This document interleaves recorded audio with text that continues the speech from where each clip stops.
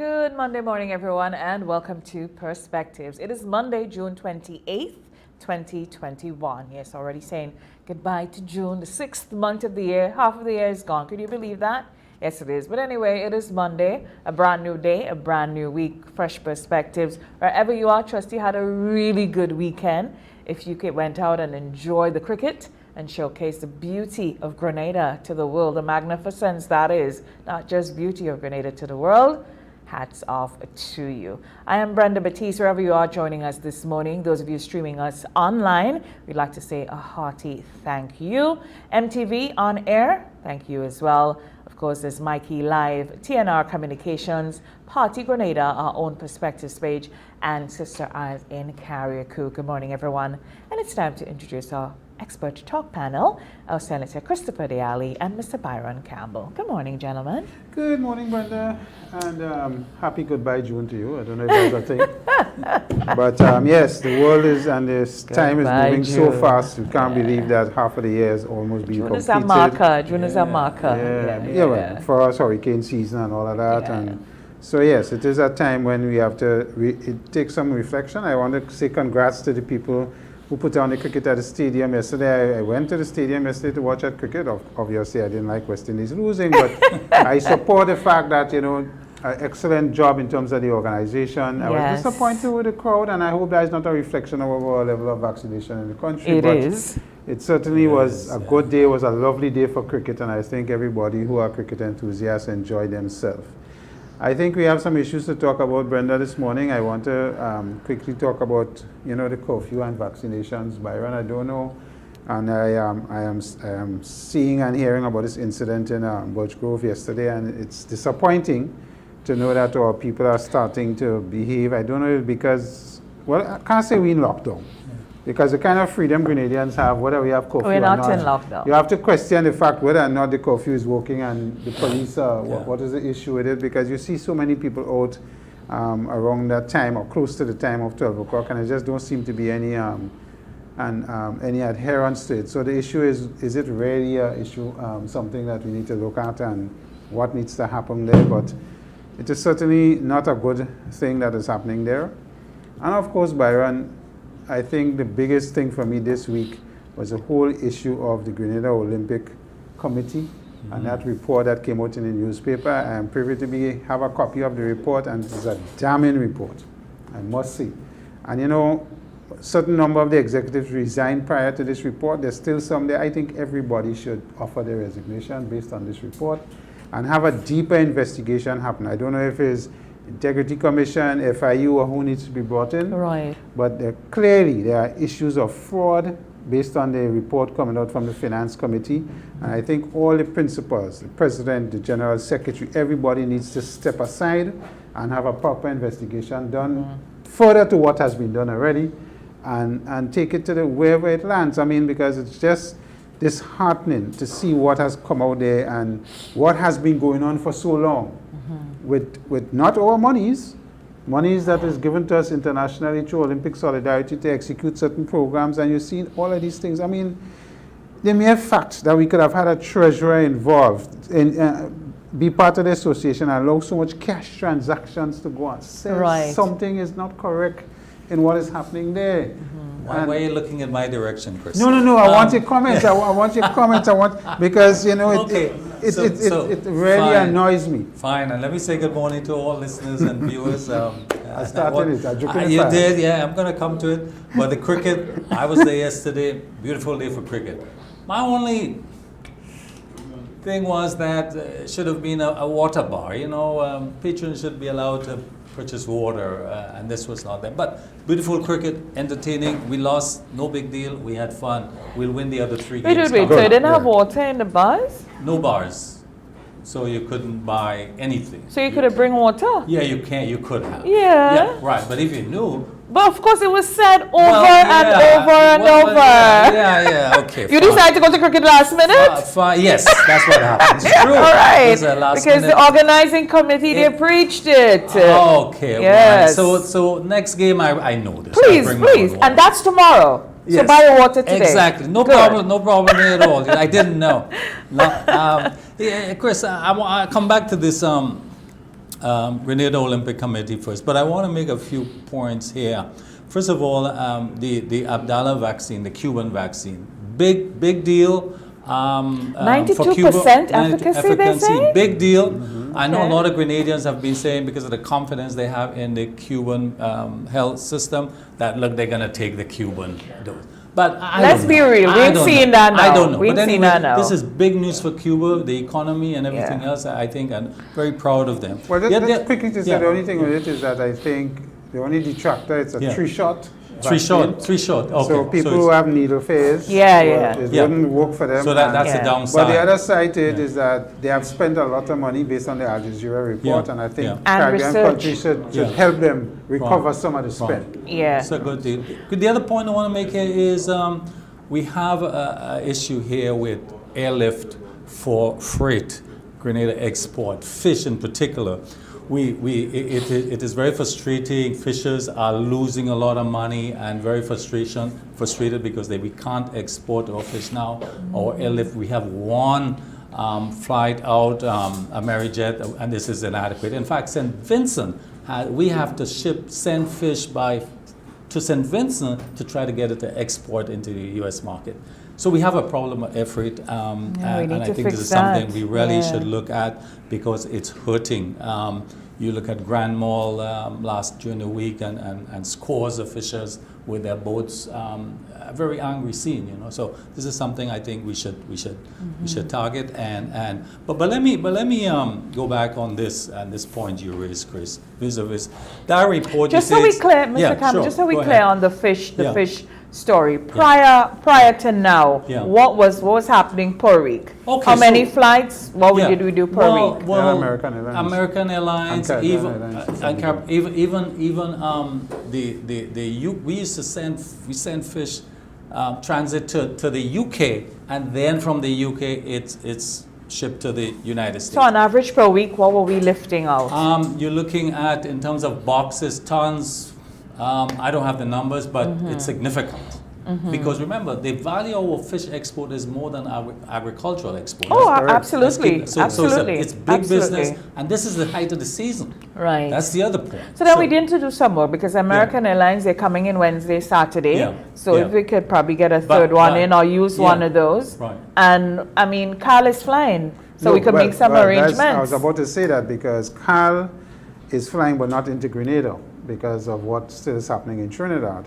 So there is Carl flights, I believe, out of Barbados, and that is something. But Trinidad has signaled that they're opening up on the 17th of July, and hopefully Carl flights would start back. But you know, Carl is also in significant financial woes. They just announced they're sending home 450 people. Wow. It's 20% of their workforce. Yeah, wow. So you know, it's significant. So, but let's hope. I know there have been discussions with Carl to offer freight services to Grenada. Okay. So that they could help with the fish uplift, airlift situation. So that is something that probably the discussions need to I think they brought some people home last week, you know. Yeah. They've started to trickle in. So I mean, it's something for us to put on the table. Is it true also that I know we are now on the greenish list, green list, coming out of the UK? We're not greenish, we're on the green list. But why we're on the gold list. But why is BA and well, I read that BA and Virgin have cancelled flights for July? Two things. What's poor loads at this time, looking at their numbers. That's what they said. Poor loads at this time, I mean, in projecting, you know, coming out, and what's going on with the Delta variant in the UK. Because, you know, the UK is on further lockdown. Yeah, but the UK, their flights won't be pouring out to the UK just yet. Okay, so fine. So this is something that we need to look at. But they did cite poor loads. Yeah, they don't have enough people to fly out. So that would affect exporter also, because they do carry back a fair amount of cargo, local produce, soursop and fish I know about.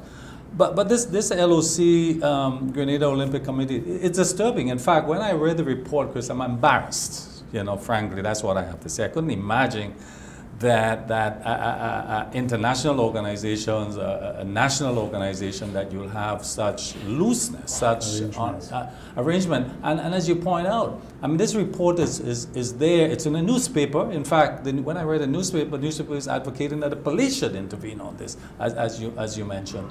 But what is happening with the current executive? I mean, because our image, Grenada, is a Grenada Olympic Committee. This is not a personal matter. And so I agree that the authorities, the membership, because this is a membership organization, the affiliates should really come together and take some action on this. Baron, this was a council of 9 members.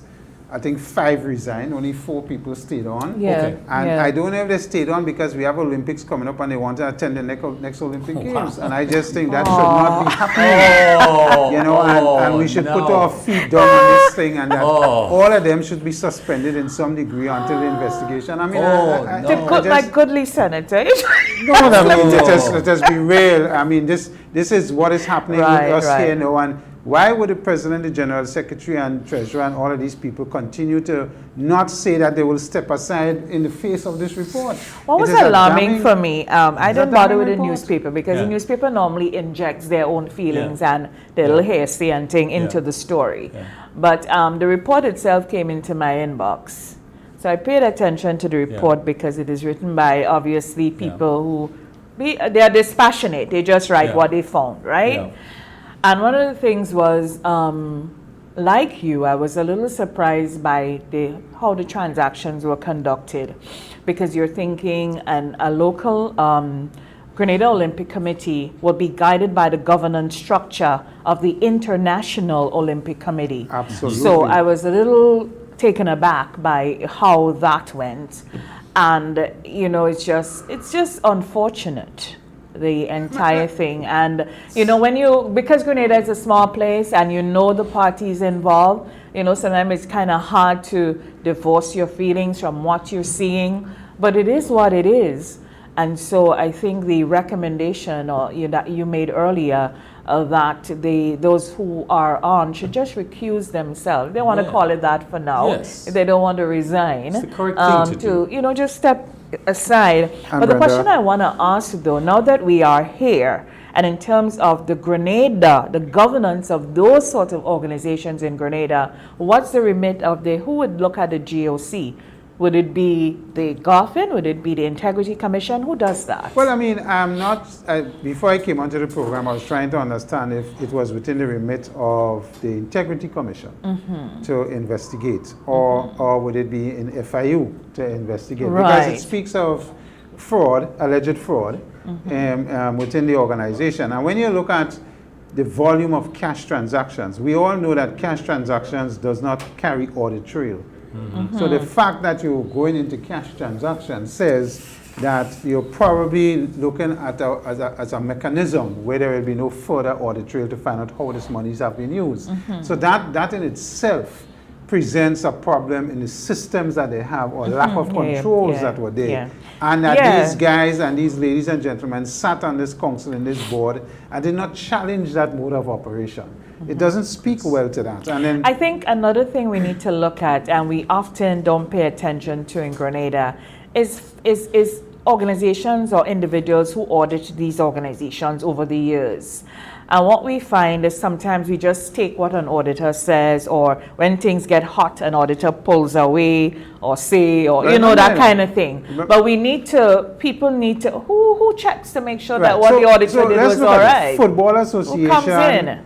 Olympic Association, they don't have in the thing that government auditors come in and check them. They are supposed to, by the law and their constitution, get an external auditor to audit the books. And for organizations like that, it will be internationally recognized auditing firms. And that is part of their remit. But when you see, I mean, when you read the report, there's this intrinsic part of the report where the council was trying to deny the financial audit committee within their organization, prevent them and put obstacles in their way to get to the... But how many times did that audit firm audit the GOC before that. No, this was the internal audit committee. That is Yeah, but the GOC's auditor, what's their role in all of that's how it this? That's where I'm going. when they had the external audit done, the external audit cited issues that they didn't have documentation for certain transactions. And the president came in public and said that, they were working on it and the documentation will be provided and so on, but that doesn't seem to have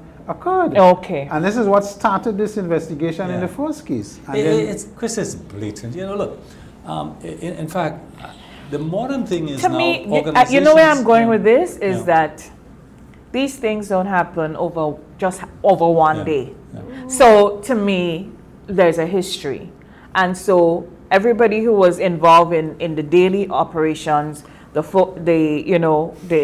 external, including auditors, there's a history. And why did it get this far? Brenda, That would the just only be my history that is question. not nice is that the president and the general secretary have been there for 28 to 30 years. That's part of governance structure too, yes. That's not a good history. Yeah, no, The yes. membership, Chris, has to take some responsibility for this. Exactly. But what's It's happening part now of the weakness of their governance. What's happening now with cash and organizations? Look, I manage a project of $14 million US, and there's no petty cash. There is no cash transaction of any type whatsoever. Zero. So cash is being removed. You can't go to a bank week after week and requisite $5,000 in cash and don't account for it. I mean, this is unheard of. Byron, I mean, when the other one is the one with the $500,000+ that they use through a certain agency to remit monies to people. Yeah. Having programs where they allege people get money and people say they And never people see say the never money. got it. Yeah. And I mean, it just speaks Oh, it's of... embarrassing. It's just embarrassing. Yes, I just feel bad about that. I don't understand how we could sit in our country. This is International Olympic. We have big Olympics that give monies to help grassroots organizations. And whether it be football, whether it be cricket, whether it be netball, whatever it is, basketball, whatever. And the fact that you're seeing these alleged things happening there and money's not reaching where it's supposed to reach, it's just really disturbing. It's really a weakness of the governance structure of the organization. Disturbing. And to the point where the International Olympic Committee is asking for the return of money. Exactly. And all of that sort of thing. So in the International Olympic Committee itself, I mean, who was checking? Who was checking? What was supposed to happen monthly, weekly, quarterly, yearly? Who was checking? That's my point about history. It didn't just blow up. You have a treasurer signing blank check. Yeah. Right? And even it for the general secretary and whoever else I mean, come on. I mean, and this is not a little bit of money we're talking about, hundreds of thousands of dollars. I know total weakness in the governance structure. Which is, how do you fix that reputation? How inclined would be the IOC to provide continued financing to Grenada, to the local committee, given what has happened? Exactly. They would rewrite the rules, of course. Because they would not get uninvolved with us. The rules are there. Yeah. In fact, what the report said is that they deliberately voided the rules. They deliberately, premeditatedly avoided the rules. Yeah, so remember, Olympic Association and footballers, FIFA and them have not had good times with their governance structures and their accountability instruction. You mean the local? Sure. No, internationally as well. And they did a lot of work in recent times. FIFA is a good example to tighten that. And to ensure that what happens and when they disburse money to organizations, it is properly accounted for and the systems are there for the accounting. So it's going back to governance no matter how you look at it. But if your local organizing committee or your GOC locally wants to do certain things and then, because this, as I say, IOC through Olympic Solidarity requested from them how their monies have been spent and used. And this is where the confusion started. And the fact that it wasn't properly done and they couldn't account and they're not document. I mean, could you imagine you don't have documentation? I mean, come on. I saw that. So, I mean, it is really disturbing. I am passionate and upset about it because... We could tell. Yes. Yeah. That has gone on for too long. And, you know, I always say, Byron, I've said that one of the most important part of governance is that you shift people every so often. After 3 years, 5 years, you shift. No, I'm not saying that the General Secretary and the President have not done a lot in Grenada for sports. You understand? But I think there comes a time when people need to bring in fresh eyes and move on. Yeah. And that has not happened in this particular organization, and that Yeah. needs to be questioned whether that has caused a culture within the organization that lent itself Yeah. to what we've seen. Fair And if question. that culture from the top, you know, it means you There need to must step be, Fair aside. question. There fair must be, question. and again, I'm going back to the membership, because the membership, they are responsible. What is their role in the situation now? I'm sure they have I'm not familiar with the Constitution, but that they can convene an emergency meeting to take some action to arrest the present situation. Well, I'm rather told, than leaving I'm told it. they had an emergency meeting yesterday and nothing much came out of it. Really? Yeah. Oops. But remember, you know, Yeah. Byron, Yeah. that the executive which is representative of organizations, sporting organizations, was 9 and is now 5. Oh. So if this emergency happening, it's probably with 4 or 5 people. And 2 or 3 of these people in the 4 or 5 is who the report speaks to. So, you know, Another thing that is it's like a conflict of interest. Interest, Another absolutely. thing that is kind of endemic in islands, in small societies such as ours, is the sort of relationship people have with each other. So over the years and what has been built up, and that cannot be ignored, because when it comes to issues like this, it plays a big part. So that is where, again, governance is important, to take to be dispassionate about you want me to things use the word and for to you? take Incestuous. that's a word. That's a word. Right. And all over Grenada. and so at this point, it probably would take arbiters who are not connected in any way like that to take this forward. And my last word on it is that if we don't deal with this, the future implications for us and sporting organization in Grenada is at risk, or it poses a risk. Because here you can have IOC, through Olympic Solidarity, or whoever say to us, we're suspending all funding to Grenada until this matter Is properly and that would be, and done that, and dealt I think with. that probably would be the next thing. And that is something that worries, in the sense that you have so much. Look, for example. Or do we Brenda, know if there's any agreement with IOC at the moment that's been, let's see, well, did they agree to send the monies back? Well, I don't know, because the investigation is at a point where you don't know if there has been, based on the investigation, if people have accepted what the report have said. Right, right. So you're innocent until, you know. Proven Well, guilty. And so that is that, and they must be given an opportunity to defend themselves. Absolutely. And Absolutely. It's all allegations so far. Right. You know. And so hopefully that this matter can recover, because the future outlook is not good if it's not resolved properly and dealt with Right. properly, Yeah. so that we could bring back credibility. Yeah. And from where I sit, I think the entire GOC need to be revamped, relooked. Its And what we have to- constitution It's looked an at, opportunity to do that. Yeah. I believe. improving the Yes. governance and accountability. And one of the things with organization. resolving these very, very, very serious conflicts as well is that you have to be careful not to do, because anything involving money creates an impression or perception. And so, you know, and so one has to be very careful, even in the resolving of this very serious matter, that we do not drag or destroy the reputation of individuals, that you give things a chance to ventilate and you allow the other side of the story to be told.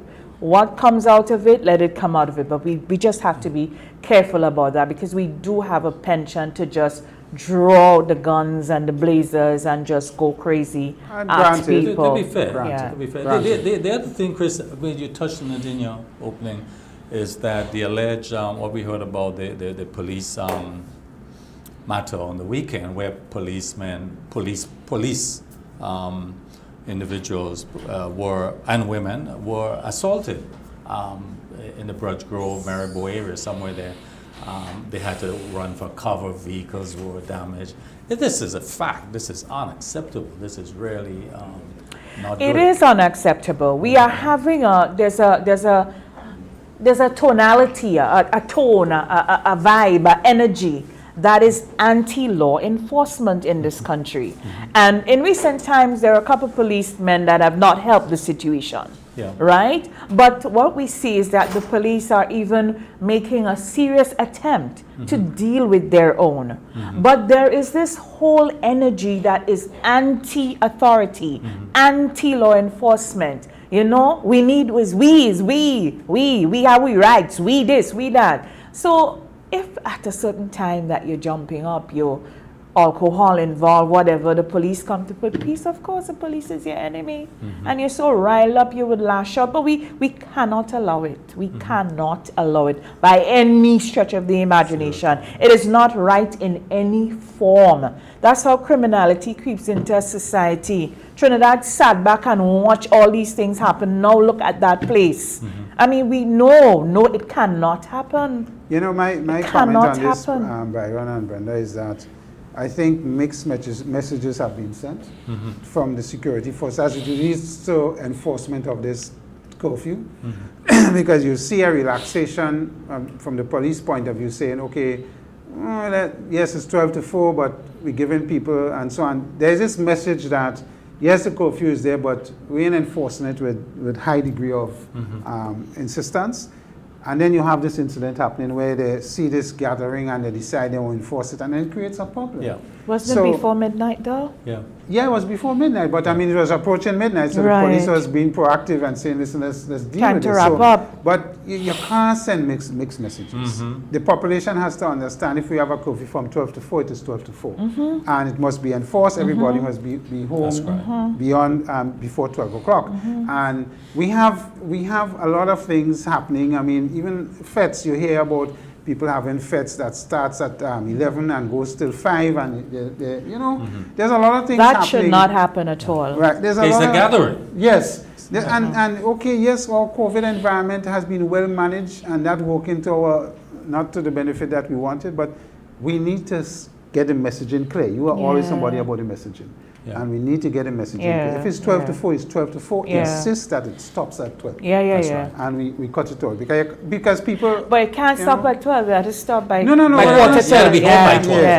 Yeah. So, anyway. Because if you're giving, even if you're giving permission for an event in the night, I would think you would want to say 10 o'clock. But remember, you want to give, or you want to say 11 o'clock. You want to give people an hour to get out of the venue and to drive home. But business owners have been told by 10:30, 11, they have to cut it. Correct. Yeah. So you're telling the business owners that, and then you're just allowing... Wele on the road.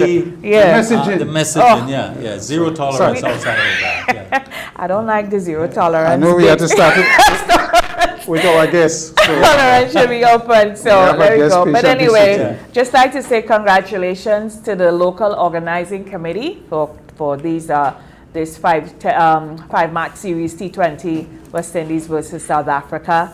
And Grenada just looked really magnificent to the world. Again, we keep talking about we manage COVID well. You watched the stadium yesterday, not enough people vaccinated. Even the international commentators were making the point. Grenada, it's not a good look. We need to get vaxxed, people. We just need to get vaxxed. And kudos to the Prime Minister on that really great interview he gave yesterday to the cricketing world.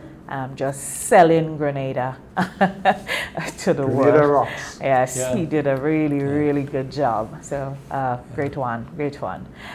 We take a break. When we come back, we're talking census. We'll be right back.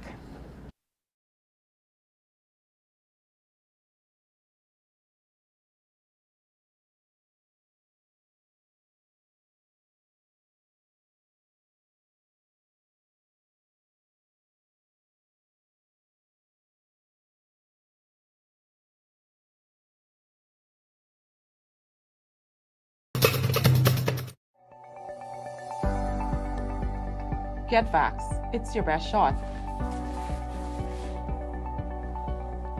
Hello. A message from the Ministry of Health.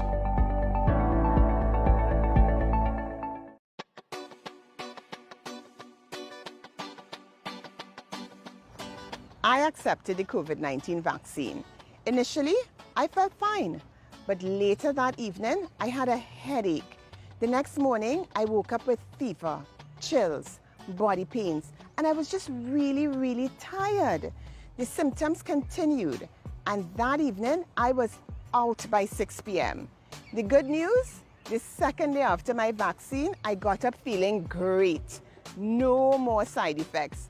I am truly happy that I took the COVID-19 vaccine.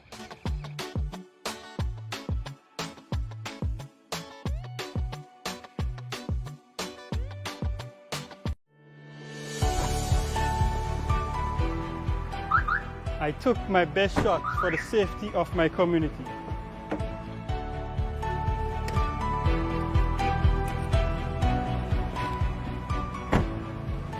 Get vaxxed, it's your best shot.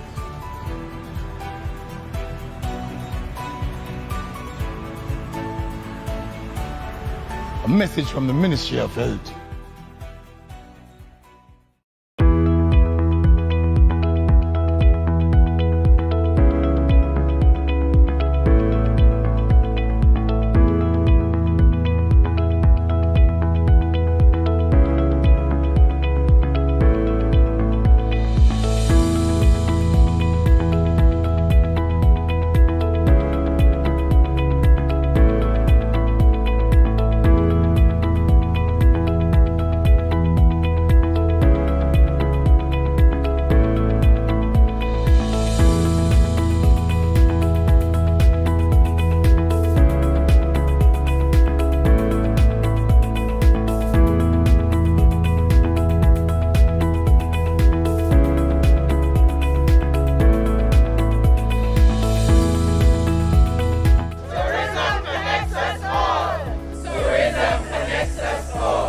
Tourism connects us all.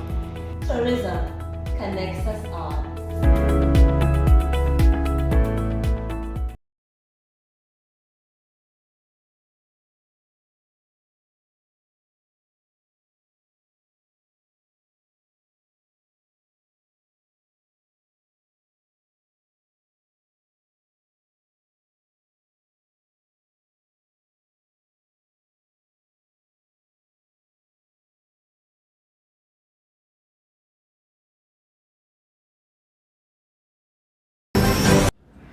Welcome back to Perspectives on this Monday morning. If you're just joining us, good morning to you on whichever of the broadcast entities that are carrying the program. This morning we're talking statistics, population census and all of that and what is garnered from it. And with us is the Director of Statistics, Mr. Halim Brazan. Good morning. Good morning, Brenda. All right, it's a pleasure to have you here. So, when was the last census?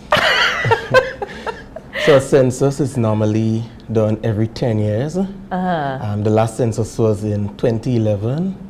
So this is 10 years after. So a census is due this year, 2021. Okay. When we do the census, when you do the population census, two questions. What is the, based on your statistics, what is the current population of Grenada? And when you do the census, do you just look for head count, like numbers, or what are some of the key indices or the objectives of the population census? Okay.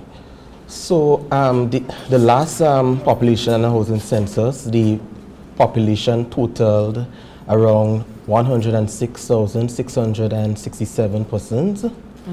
And on a yearly basis, we do population estimates, factoring births and deaths.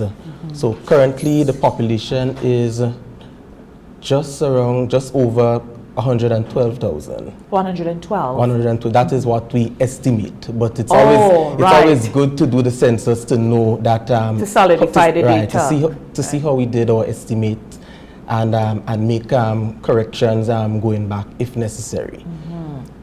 Right. Okay. So my question to Mr. Brazan is this, starting with the population numbers. We're at 100, we're hovering between 100 and 115,000, let's say. And we have been there for how many years?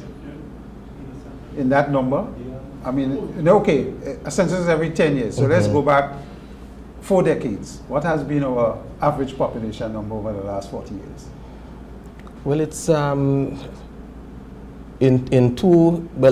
from 2001, the population was about 103,000, right? So there has been a slight growth. I think before that, it was probably less than 100,000. Right. So let me tell you where I'm going with this rationale. You know, from a private sector thinking perspective, 100,000 people on average, I mean, just use 100,000, right, is nothing for us, for certain businesses. And I always articulate we need to grow this population to get business up to a certain level and so on. But the other important fact, and this population, based on what you see happening and the trending, is that our most consistent export must have been our people for the last how much years?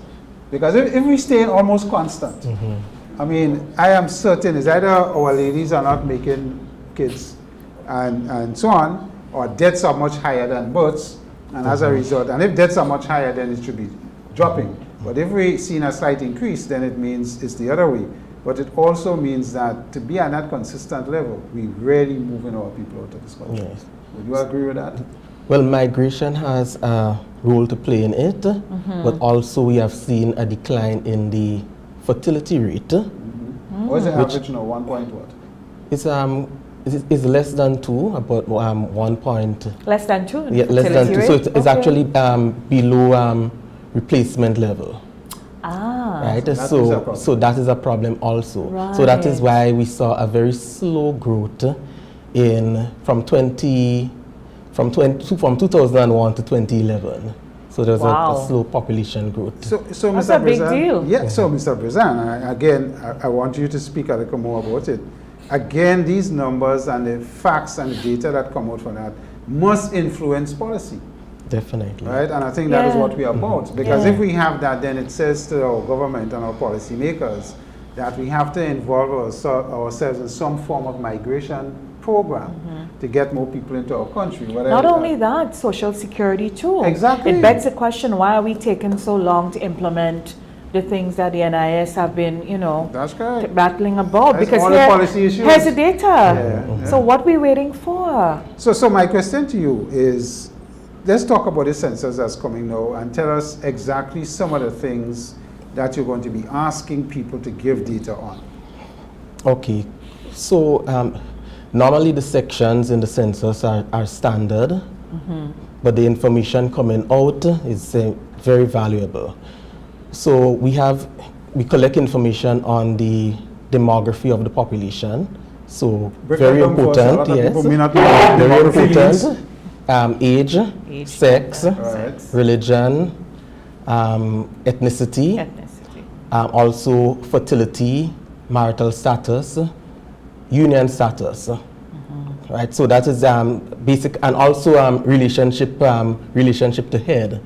But these days there might be a debate as to who's the head of the household. But we cater for that because there's a reference person. Yeah. Right? Couldn't something like that be replaced with sexuality as well? Because the way the world is going. Gender issues. Yeah. Right. Yeah, but we still very religious. Right. So I understand. So there are gender issues coming out from the census because the information is disaggregated by sex. But in terms of sexuality, I don't think the statistical methodology has been designed for this, because we go by the international standards. So all countries, in terms of doing censuses, the recommendation for doing censuses is within the United Nations Principles and Recommendation for Population and Housing Census. So we adopt those standards similar to these. So at the end of the day, the data is comparable across countries and across the region. Not to belabor the point though, but the UN normally tells us how many people of different sexual preferences in territories and continents. So that should be driven by a population survey. So just orientation. Orientation. So maybe some countries adopt it, maybe some don't. So, yes. Yeah. So Mr. Brizan, you've been in statistics for a while. I know that when we start these censuses, one of the issues and the challenges we meet is the fact that people think that the questions are invasive.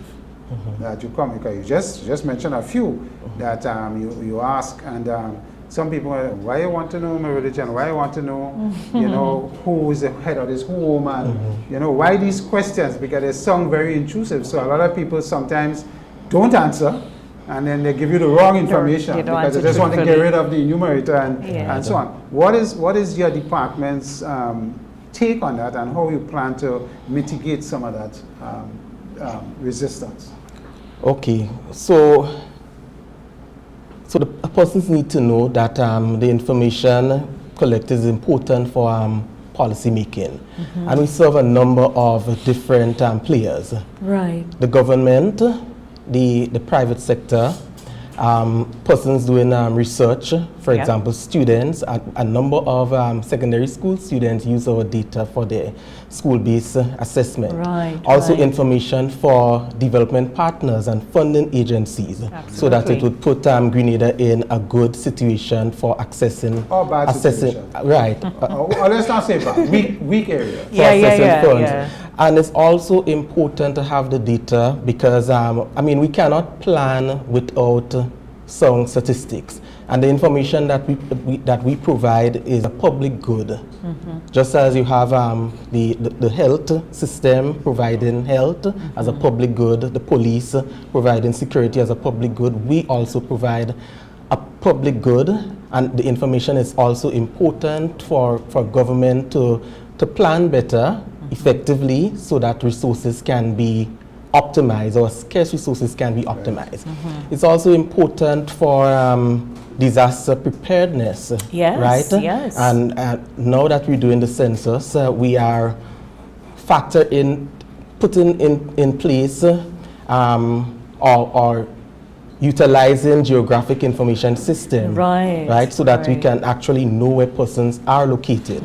And in this census, we are leaving no one behind as a count, and there are questions targeting persons of various vulnerable groups, right, in particular persons living with a disability. Right. So it is important to plan for those persons, because sometimes these persons could be left behind, especially in situations of disaster. So another thing again, what we want the population to know is that is collected confidentiality. So a legal obligation to protect the identity of any respondent. Right. Do your enumerators sign a confidentiality agreement? The enumerator definitely sign an oath of secrecy that is prescribed by the Statistics Act. Right. So all, and not just the enumerators, but all persons working in the census office, and even all persons working within the statistical office must sign that oath of secrecy. And this is one of the most, breaching the oath of secrecy is one of the serious, or the most serious offense that someone working in statistics can, you know, we held accountable for. Exactly. So the sanction where that is concerned is imprisonment of a term of 2 years, and also a fine of $5,000. Okay. Both.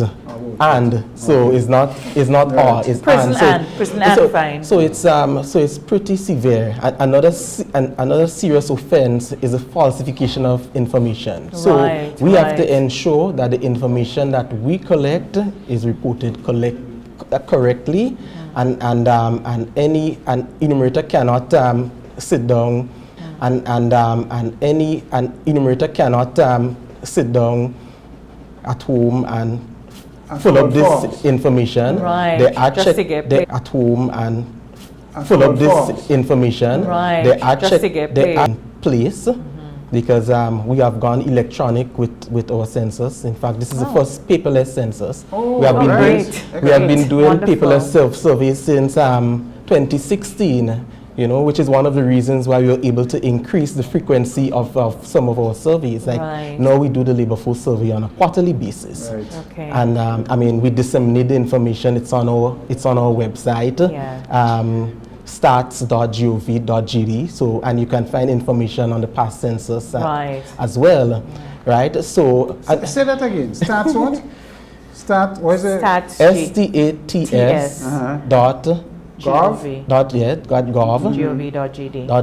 And the reason I'm asking, because you know a lot of private sector people, whenever we're doing certain types of projects, whether it be whatever, and statistics and data is really important to understand trending and where we want to go. Definitely.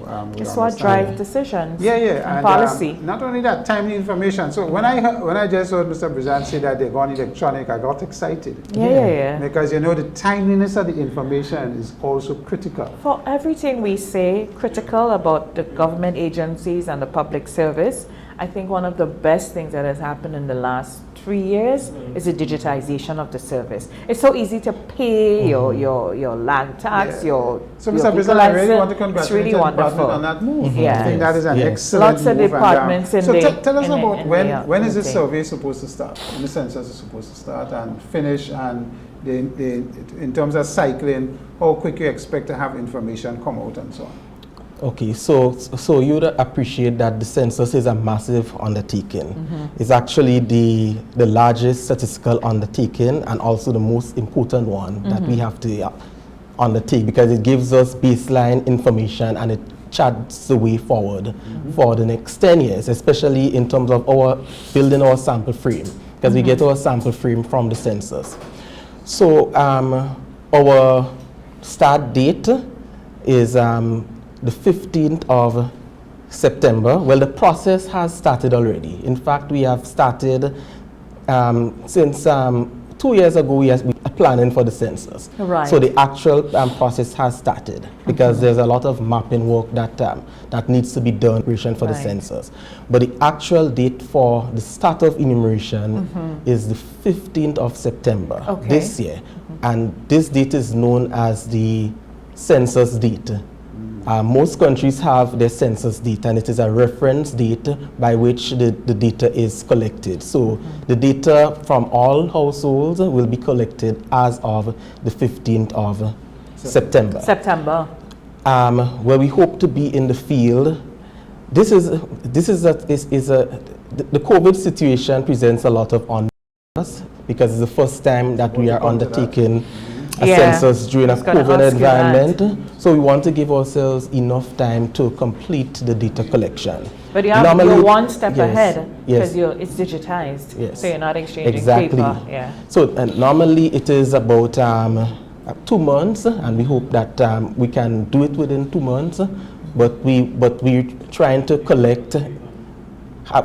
finish collection in a 4-month period. So if there's any mop-up or so, or any plea that we need to make for greater participation, then we have time to do that. In terms of logistics and your modalities, so the enumerator goes to the household. So in terms of the interaction with the enumerator and the household, we're in a pandemic. So one would assume that you'll be working closely with the Ministry of Health to set that up. So for instance, someone comes to, let's say, someone from your office comes to my my property, and I say, well, no, I would stay on the veranda. You stay down on the on the step, because I don't. You stay down on the on the step, because I don't want to engage. You know, somebody might say, are you vaccinated? You know, that kind of thing. So how do you see that sort of logistics and interaction working out? Ask him if all his enumerators will be vaccinated. I doubt it. No, but is that a condition? Because I may say I don't want nobody that is unvaccinated coming to my house to ask me questions. Could stand up in the road and shout. So which is not ideal. So, I mean, I know it's a COVID challenge. It's definitely a challenge, and we're currently working it through with the Ministry of Health. We already started the discussion, and let me say there's a census advisory committee, and there are key stakeholders on that committee, the Ministry of Health being one of them. So we definitely in conversation with the Ministry of Health, there will be basic in terms of, to ensure that the persons are safely counted. For example, the face shields, the mask, the sanitizers, which the Ministry of Health is assisting us in procuring. But we also have to speak to the Ministry of Health to determine the protocol for census taking. Now, let me also mention that we have a second resort to the census taking. So it is not only copy meaning computer assisted personal interviewing, right? There's also, as a second resort, a CATI component, which is computer assisted telephone interviewing. So for those persons who may not feel comfortable with enumerators coming to their homes, or if they have, or if they cannot make provisions for the distancing, then we offer that option. Right. Wouldn't that option work as well for time of day? Because depending on the time of day you go to a home, you may miss the people in the home. It will definitely work for time of day, and the enumerators, if they miss the household, they're asked to try to get a number so that they can call back. Or if they have visited the household, say like about 4 times and still have not found anyone there, they normally leave a callback card for the household to contact the enumerator. So we want persons to call back. It's important to call back. But this project is definitely going to generate some employment. So how many persons will be employed to carry out the survey? We'll be employing close to 375 field workers. Okay. Right, so 375 field officers? Field officers, and they would comprise of enumerators and supervisors. Okay. So the enumerators are the persons who would be going house to house, and we need the supervisors because they are the ones who would be responsible for doing the spot check. The census is all about ensuring accuracy. So we must put those checks and balances in place to make sure that it is verified and is validated. And that is one of the advantages of using the CAPI system, because you get to build in your validation checks within the program. So you do not have to wait until the end of the process to do the validation, as with the paper-based interviews. So now the processing is done while the data is being collected. You know, so that revolutionized the whole process of census taking. And as a result, as Senator Diali said, that would allow us to present the data in a timely manner, right? Data could be presented in real time at any point in the census. You can do it in real time at any point in the census. You can do a preliminary in terms of how, you know, where you at with certain indicators. And it's also very good in terms of the whole management of the process, because then you can see how your enumerators are working, who's doing what, who's moving slow. You can see the time they take to conduct an you can see the time they take to conduct an interview. You know, if they're conducting it too fast based on our estimate, then you know that you need to check that interviewer because you hit on something critical there. So in terms of the recruitment and training, given the sensitivity of September, we are now at the end of June. So in terms of the recruitment and training, where are you with that? Okay, so the recruitment process has started. So hold on, I want to ask a question. You know, I'm going to be controversial. You had a controversial omelette this morning. In the recruitment, you can insist that people are vaccinated. I want to come back to that. Right. And that is not against the law, by the way, as far as we've been told, because it also helps if you're going to recruit 375, let's say 400 people. It helps with our vaccination drive as well, that we're getting people. So I know you're in discussion with the Ministry of Health and so on, and Brenda's question is on that. So I want to know if that will be something seriously considered, and because I believe it helps us with the issue, and it helps us get closer to this COVID. It helps you in terms of people feeling more relaxed if they want to do the individual type census versus the phone. Obviously, if you're on the phone, there's less chance. But I throw that in the mix because I believe it is an important thing for your committee to consider. Right. And as you go forward. So yeah. So. Yes. Yeah.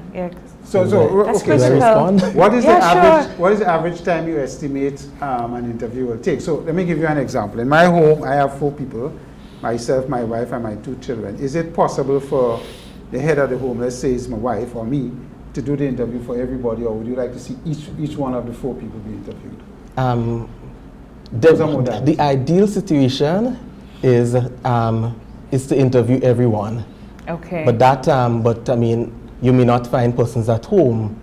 So we normally take the information from a responsible person, preferably the head of the household, who can answer on behalf of everyone else. Okay. And maybe, and if necessary, if the person do not know of certain information in terms of employment information, then they would they would get the number of those persons who are not present, and they would call them back to verify the employment information. And for the ladies, the information on fertility, right? Because some of these things are personal information that they may not know. So we have that system in place. So and that's why I'm going to go back to the training, because sometimes in census, and so these sensitivities, questions about people's fertility, what they earn, and so it really evokes a sort of response based on how the question is asked. Yeah. So that is why I want to go back to who's training, how they're going to be trained, the time frame for training. Because you don't want the census to start and you're getting the numbers and then people start calling up on the radio. Them census people, they don't want no manners. It would look bad on your office, of course. So how is this going to happen? Okay, so firstly, we would have a training of trainers. And this census, we are the Central Statistical Office. The trainers will come from within the Central Statistical Office. Right. Because we realize that our experience, learning from experience, that most definitely. We have more control in that regard. And we have been building the capacity within the Central Statistics Office over the years to undertake this kind of assignment. Good. So we are being trained and with persons who are knowledgeable and experienced in census and survey undertaking. And this training will take place towards the last 2 weeks in July, right? We also have as we train, we also being advised by or guided by international census experts from the United Nations Population Fund, and also from Statistics Canada under the project for regional advancement of statistics in the Caribbean. Okay. So they would be they are actually advising us on the methodology to make sure that the methodology is sound. So they would also be guiding us in the training of trainers. Okay, right? great. And they have provided some rich advice. In terms of the training of field staff, this would take place towards the end of August, the last 2 weeks in August. And persons will be adequately trained, but I mean, we speak about the recruitment and the selection process. So persons are currently applying. It's an online application process to the statistics website. Right. And persons can apply and upload, answer the questions, apply by answering the questions, and also upload CVs and proof of qualification and cover letter if necessary. Okay. And we have to make a selection based on the qualifications. Obviously, the more qualified and the more experienced you are, you would have greater preference. But in terms of, the minimum qualification would be something like 4 O levels, including English, right? So, but experience is also very important, especially if you had experience taking part in previous census or previous surveys. Right. Also, in terms of the supervisors, we would like for them, you know, to have a vehicle. Okay. Because they are responsible for transporting their enumerators to the various to the various areas, showing them the boundaries, the Okay. enumeration districts. Because each enumerator is responsible for one enumeration district.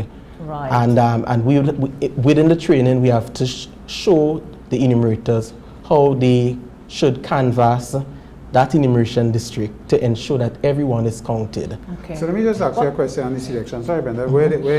Because our face-to-face is a personality thing and a communication thing. So you will get more information from me based on how I'm approached and how the questions are pitched. How I feel So about I it. hear about the online registering to become an enumerator or to become a field officer. Is there some time in that process when you're finally selected or before you're finally selected that I have a face-to-face with you Yeah, to to understand you, because I mean, your dress mode, how you smell, when you approach me, all of these things. What I you mean, put in their eyes. I'm quite certain you have that, So but I definitely. mean, is that part of the selection process? So it's all part of the selection Screening, process. okay. So the selection for training is one aspect of the selection process. Right. So within the training now, then there is the physical, the face-to-face component of the training, where the enumerators would be given an opportunity to do mock interviews. Right. So you would see whether or not these are the persons Right. That's when you make your final selection. So it's basically the trainers who will be making the selection based on the performance of those prospective field officers in the training. Excellent. So it's important that we have the right persons. That's a good process. Going out. So we must ensure that we institute all of these processes. Right. What's if you're able to share what sort of remuneration these people, just to get people excited? I don't know. I hope it get them excited. Okay. So the remuneration is tricky. Because it is based on it's a flexible way of remunerating persons, and it is based on the number of households or the number of buildings within a particular enumeration district. Okay. So I mean, I could say that on average for that 2-month or 3-month period, right? Because I think it could be done in 2 months. That an enumerator could get about $4,000. Okay. And a supervisor could get about $6,000. Okay. Based on an average of around 150 households within that particular enumeration district. But as I said, it varies. So it may not, and also it's based on how much persons respond as well. Right. Right? So pretty decent. There's an pretty decent. Blip. Pretty in decent. the income of people, especially those who may have lost their jobs as a result of COVID, and still are very willing to vote. And so and the motivation is to get as much completed as possible. So if when you go on the first attempt, there's no one there in the household, we want them to make several attempts, to ensure that find someone to qualify. Because as I said, the more persons you get, the more households you get, then the more you'll be paid. Right? And sometimes if an enumerator is excellent, they get an opportunity to probably help in the mop-up process, and they would be remunerated for this as well. Okay. All right. So there are many dibs at getting motivated. So my last question to Mr. Brizan is, one of the things for us in the private sector, and I include here now trade union movement, NGO groups, and so on, is access to the information. And I hear you say you give yourself a minimum of 2 to 4 months window, but a lot of this is happening in real time as well. So from where you sit, how quickly you think we could get access to that information once the process starts, or is it we could go in and check it on real time? That's why I asked for the website address, Because some of us would be interested to see how it's growing and going to check it, labor, myself, private sector, and so on. How is that? Okay, so so the intention was not to present it on real time. Right. It is for it is for our management process to make sure that because for us it's about full coverage and good quality, right? So the process is that, and we're hoping that at the end of the first quarter or within the first quarter, it all depends on how things go, that we will give a preliminary count. 2022. Oh, okay. 2022. Right. So within, because if we finish in 2021 December, then we should be able to give a preliminary count within the first quarter. And but in finalizing the data, there's processing that must be done.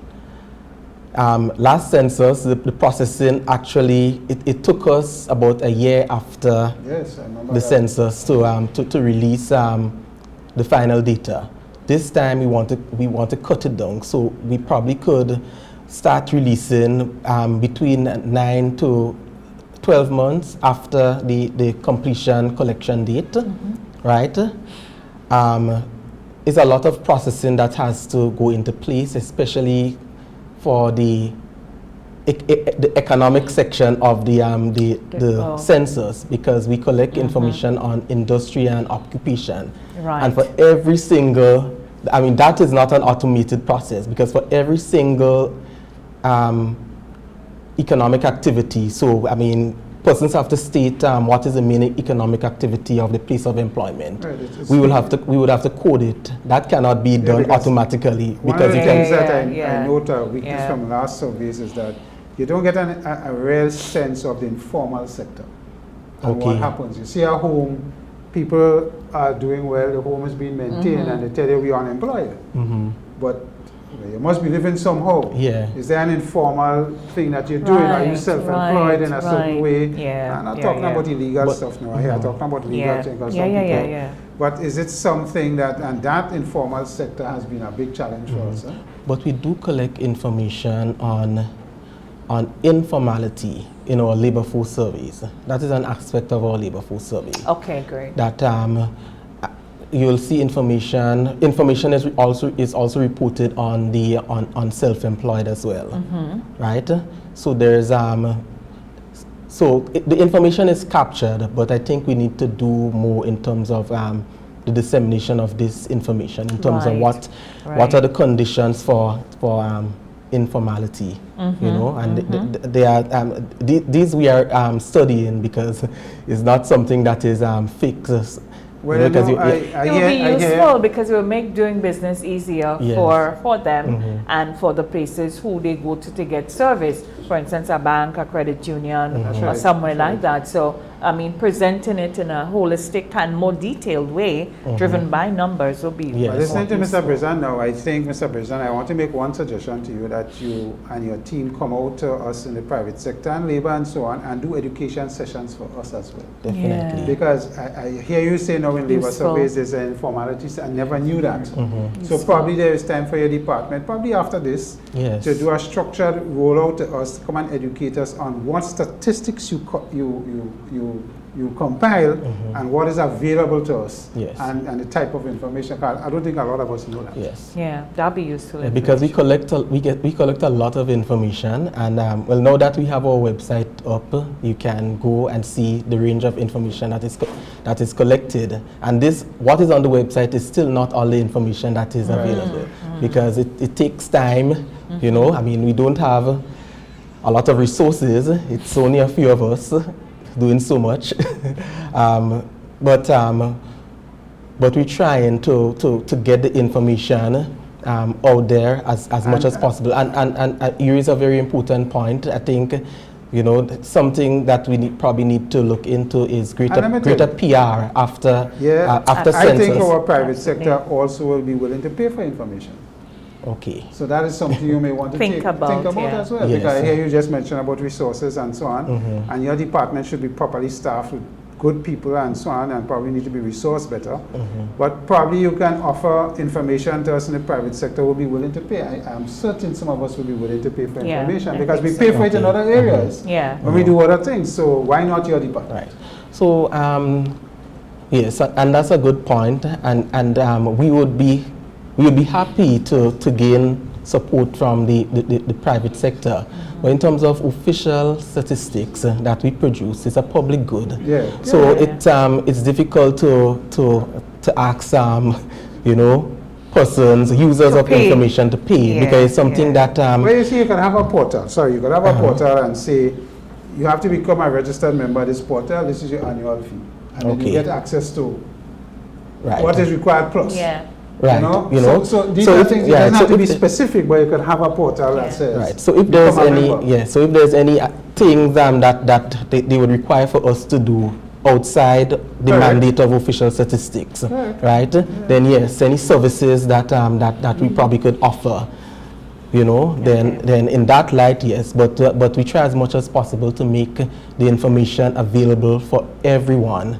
Seeing that it's a public good, and I mean the use of it by one person should not prevent the use of it by other persons. So and this is very important for the sustainable development of the country in terms of persons using information to plan and to plan better in all different aspects of society. Well, Mr. Brizan, in the private sector, we mine a lot of our data. Because we want to track customers' preferences, likes, dislikes, how they buy, what they buy, when they buy.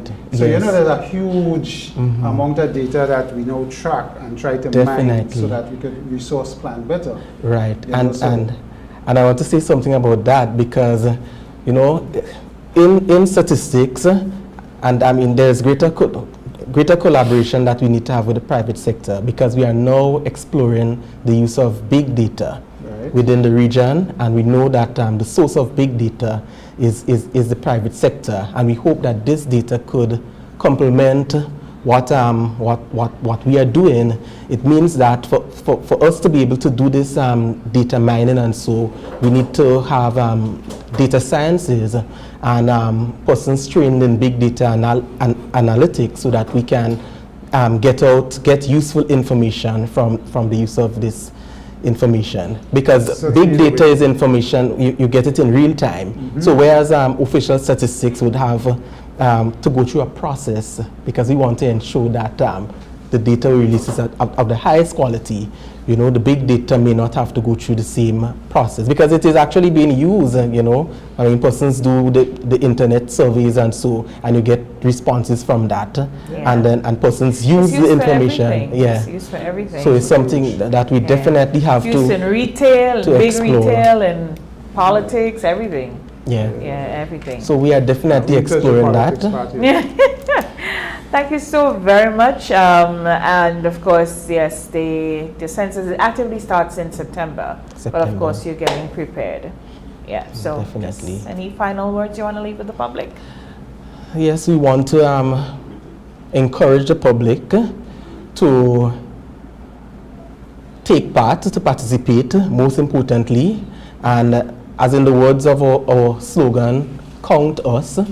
And this time we're not saying count me, because we think the message should be count us, meaning that yes, you have to get yourself counted, but you need to encourage others to be counted as well, because it is our business, it is our civic duty. If we say that we are patriotic to this country, if we say that we have a love for this country, then this is one way of showing your love and patriotism for this country, in collecting the information to satisfy our or to help with our development agenda, to help develop Grenada, because we all want to see Grenada do better. We all want to see Grenada strive. We all want to build a resilient economy, and data is data, as I always say, is the voice of the people, and it is one way of getting the voice of everyone to be heard, so that we'll be able to satisfy satisfy your needs in a better way.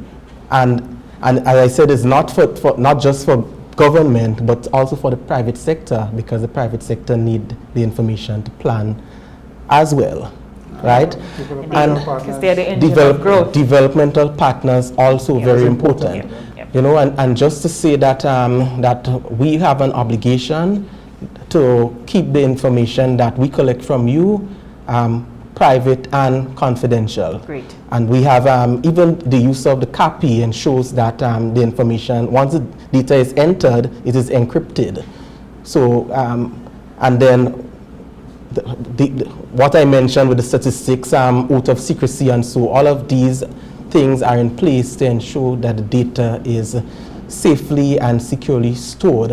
And when we disseminate at the aggregate level. We cannot disseminate in any way that would disclose the identity of any respondent, you know, and we cannot share the information, based on our Statistics Act, we cannot share the information with anyone or any agency or any government, other government agency, right?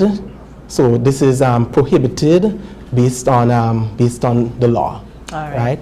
So just to generally encourage persons to participate, we need your support in this regard. Stats.gov.g. Yeah, that's it. Thank you so very much, Mr. Halim Brazan. Halim is the Director of Statistics at the Central Statistical Office, and the survey, the census, it's coming up in September. It starts in earnest on September 15th, but they are already in the phases of preparing. So that's our program. Senator Diali, thank you so much. I want to encourage, as Mr. Brazan said, everyone to be counted. I think it's important for us, and it's not something about invasion of privacy. It's about trying to understand what is out there so that we could react better to it. Yeah, most definitely. Data rules the world. And yeah, it's taking a while for us in these spots to catch on, but that's what data does. And the best data is the data we give in terms of the accurate data we give in terms of the management of our lives, which manifests itself in policy. And that's our program. We gotta go. Thank you so very much, all of you who joined us this morning. Have a great week. I know lots of people due for their second shot. Go out and get that all this week, and go out and get your first shot. We need to get vaxxed. We really need to get vaxxed. And I mean, we quickly, the argument of Grenada doing so well, and we only had one death, and that's getting stale. What's happening now is that Grenada is not vaxxed. So go out and get vaxxed. Until next time, I'm Brenda Batiste. Bye-bye.